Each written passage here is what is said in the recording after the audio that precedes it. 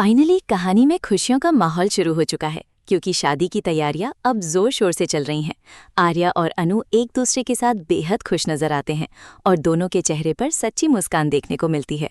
लेकिन इसी खुशी के बीच एक बड़ा तूफान आने वाला है क्योंकि नील की असली सच्चाई भी अब धीरे धीरे सामने आने वाली है।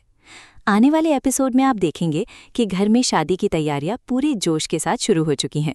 आर्या फोन करके अनु से पूछते हैं कि सब कुछ सही तरीके से चल रहा है या नहीं।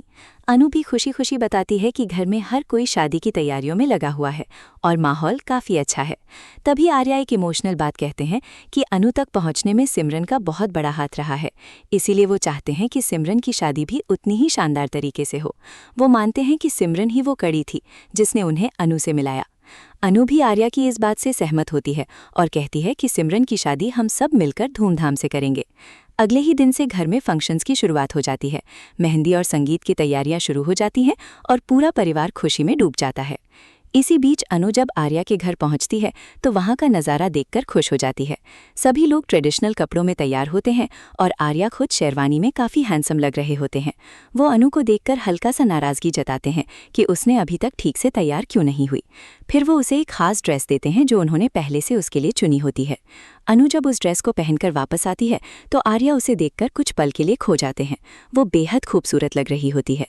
लेकिन कहानी में असली ट्विस्ट तब आता है जब दूसरी तरफ रघुपति जलंधर से मिलता है। वो उसे घर की सारी अपडेट देता है।